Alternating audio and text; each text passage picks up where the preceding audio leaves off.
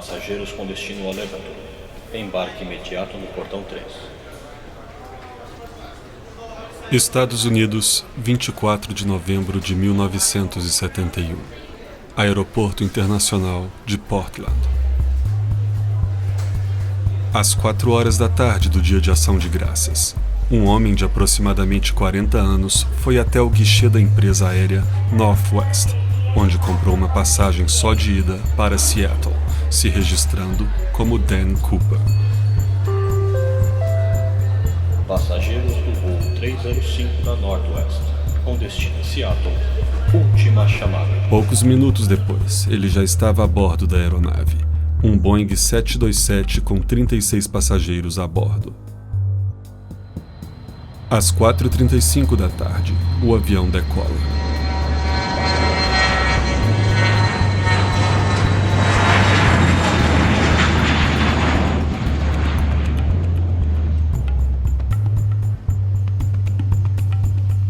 Uma das comissárias passou servindo bebidas, e Dan Cooper, que vestia um terno escuro e gravata, o que era algo comum na época, colocou óculos escuros, pediu uísque e acendeu um cigarro, passando em seguida um bilhete para a comissária.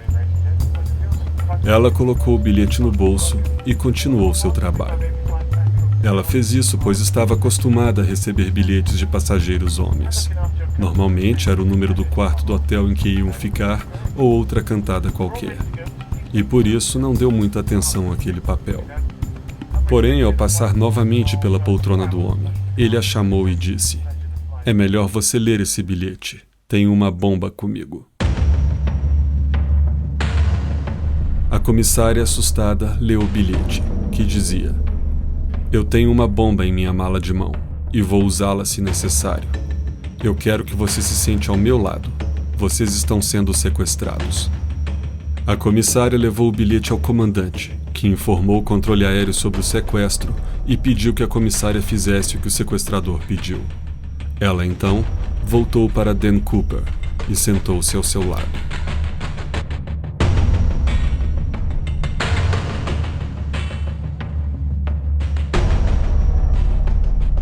As exigências do sequestrador eram $200 mil e 2 pares de paraquedas, 2 principais e 2 de emergência.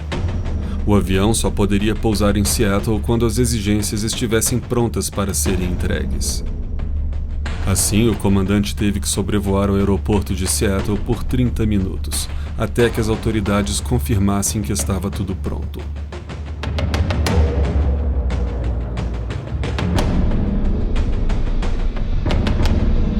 Às 5h39 da tarde, o avião pousa.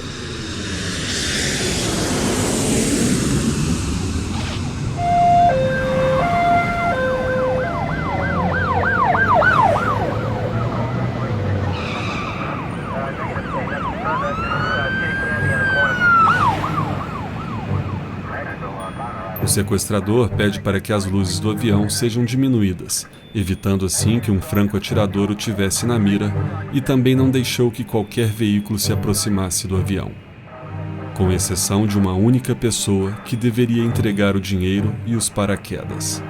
Outra exigência era que fosse entregue comida para os tripulantes da aeronave. Enquanto aguardava as entregas, Cooper pediu bourbon e água para a comissária, e a deixou surpreendida quando quis pagar pelo pedido. O sequestrador era gentil e calmo, o que provavelmente deixou a tripulação também mais calma. Assim que suas exigências foram entregues, ele liberou todos os passageiros e uma das comissárias, mantendo na aeronave somente a comissária a qual entregou o bilhete e os pilotos.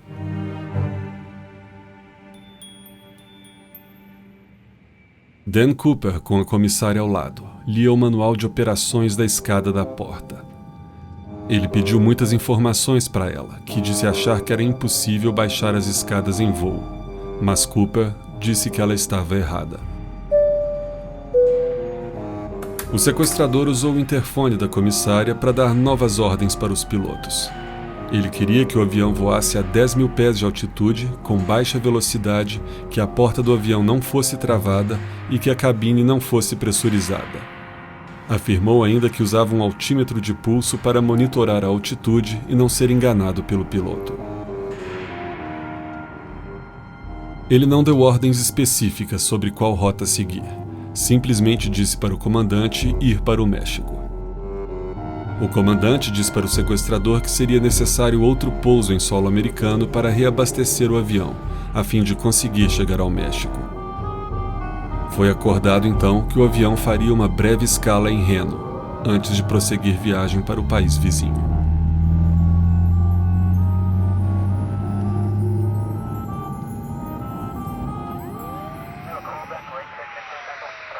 Sete e 46 da noite.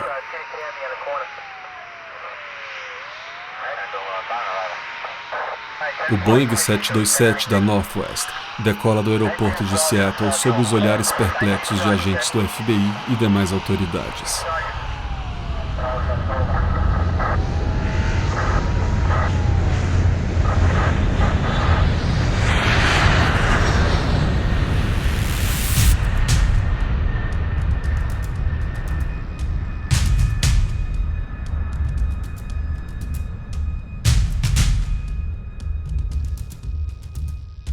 A caminho do México, minutos depois da decolagem, o sequestrador manda todos os tripulantes permanecerem no cockpit com o comandante, deixando-o sozinho na cabine de passageiros.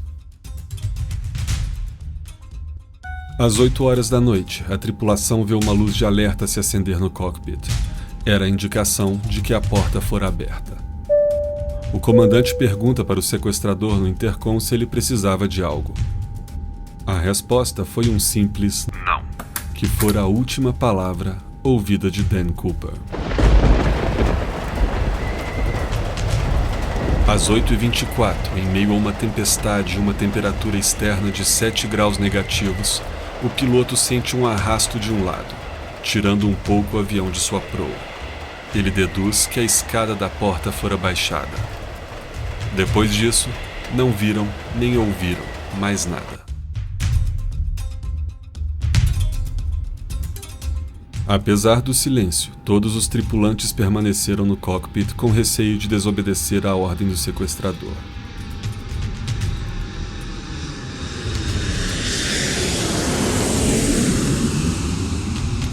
O avião pousa em Reno às 10h15 da noite, e após tentarem, sem resposta do sequestrador, perguntar pelo intercom o que deviam fazer, saíram do cockpit para descobrir que não havia ninguém mais a bordo. Dan Cooper tinha desaparecido, e ao que tudo indica, para sempre.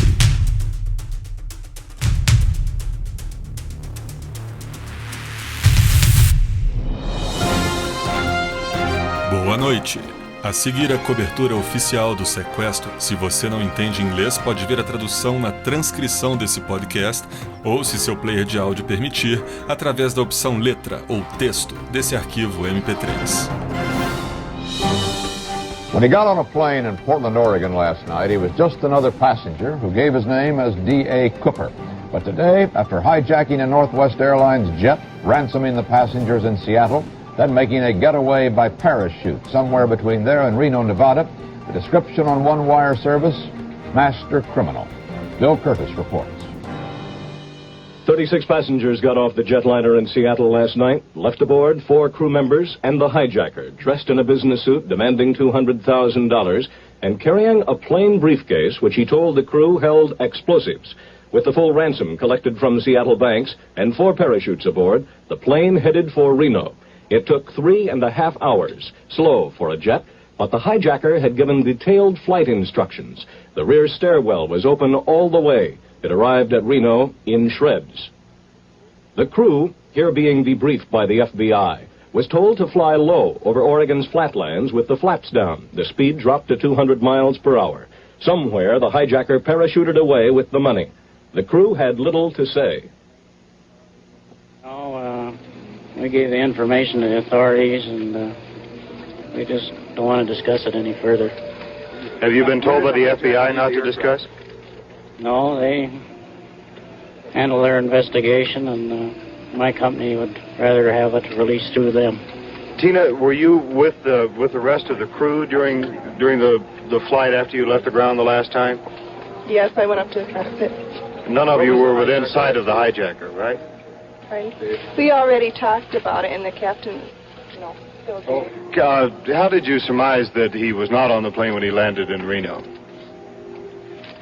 Well, a search was made of the plane immediately after landing.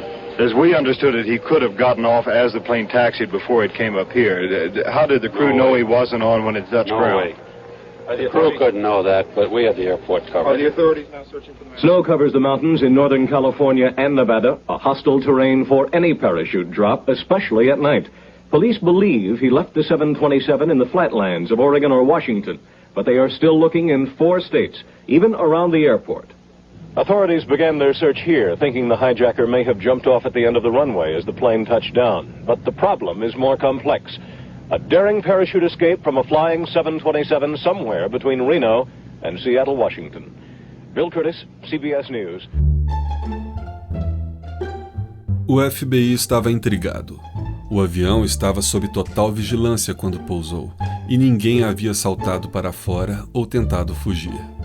Tudo indicava que os paraquedas pedidos pelo sequestrador foram realmente usados.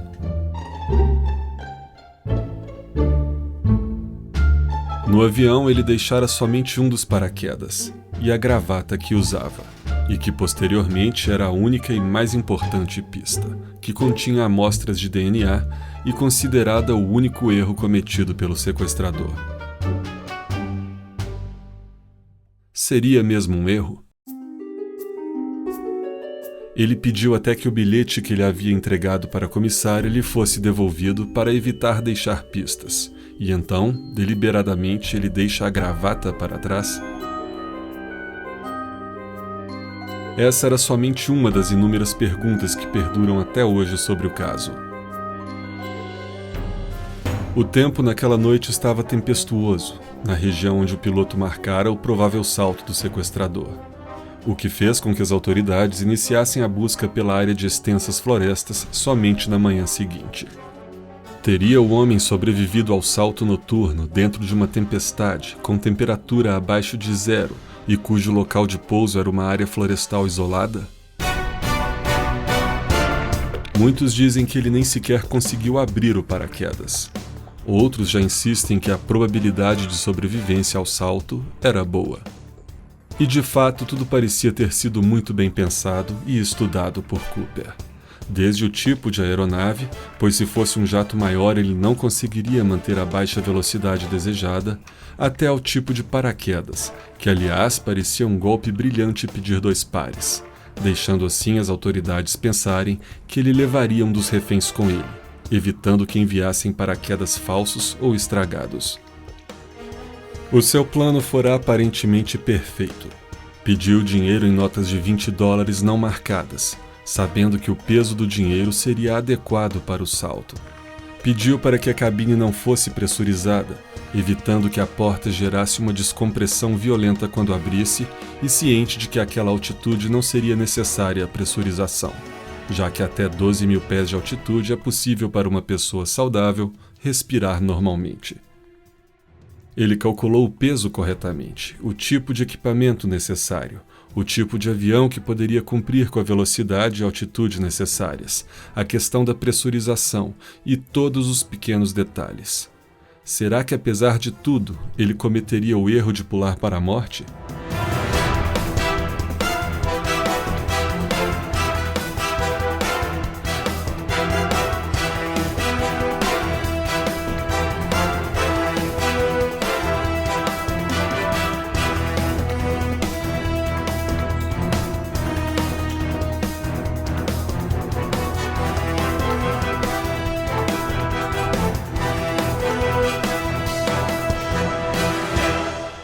Uma coisa é fato.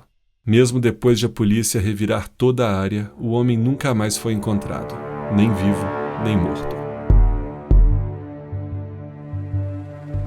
Foram semanas de buscas com aeronaves e equipes em terra por toda a região, sem sucesso.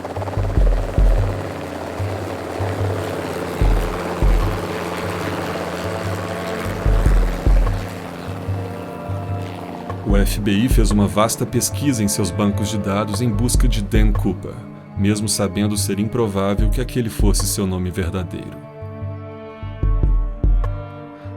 Através de depoimentos e descrições fornecidos pela tripulação, foram criados vários retratos falados do sequestrador.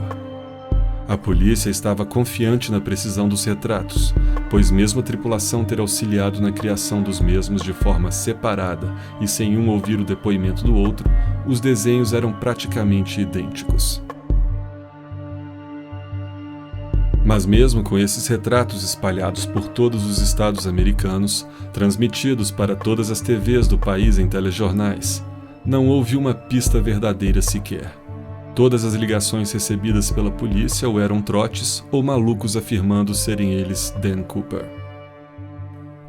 Mais de 1.200 suspeitos foram investigados. Nenhum se encaixou com as evidências. A polícia passou quase uma década no escuro. Recompensas foram oferecidas sem adiantar muita coisa e ninguém sabia mais qual caminho seguir. Dan Cooper havia simplesmente desaparecido do mapa, como se nunca tivesse existido. –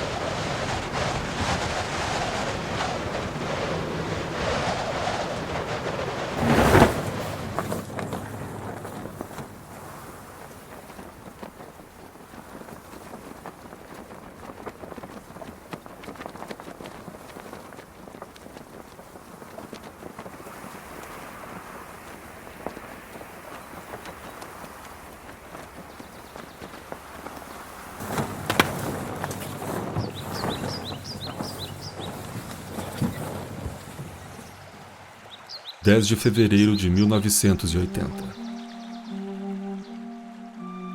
Um garoto de 8 anos de idade brincava de cavar no leito do rio Columbia, quase 100 quilômetros abaixo da área em que Cooper supostamente saltou.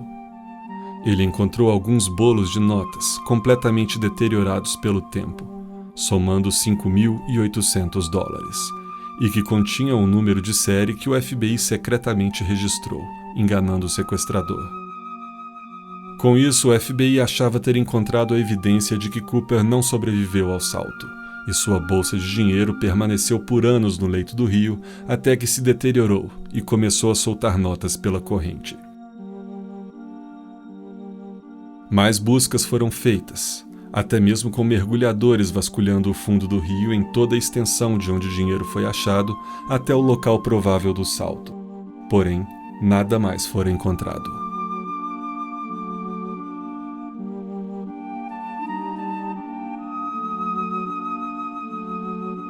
Os anos continuam passando, e mesmo após várias pessoas confessarem ser Cooper, o teste de DNA não batia.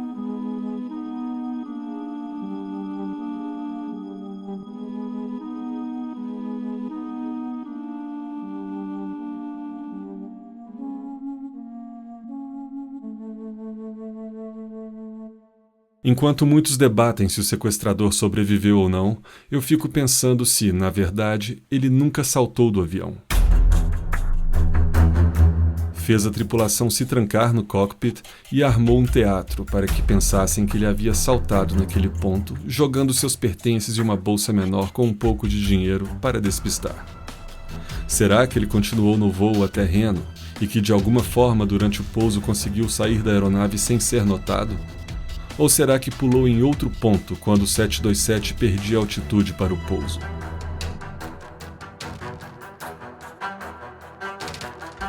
O que mais me deixa intrigado é outra hipótese que passou por minha cabeça.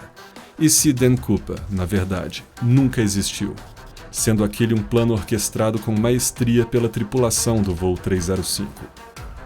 Alguém auxilia a tripulação comprando uma passagem, mas que nunca embarca, Porém, no manifesto de passageiros, essa pessoa é contada como presente, e a partir daí, a tripulação tem o controle sobre tudo, deixando inclusive uma gravata com o DNA de um desconhecido como pista para que as suspeitas fossem desviadas, enquanto todo o restante do material usado no sequestro fora eliminado.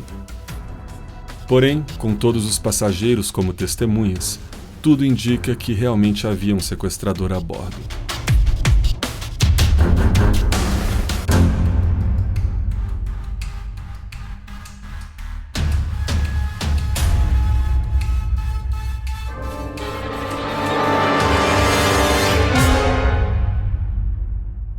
As pistas se tornaram escassas, e o homem descrito pela comissária de bordo como um cavalheiro gentil e cortês havia desaparecido, deixando somente seu pseudônimo para trás e uma fama quase de herói. O odiado por uns e amado por outros, D.B. Cooper.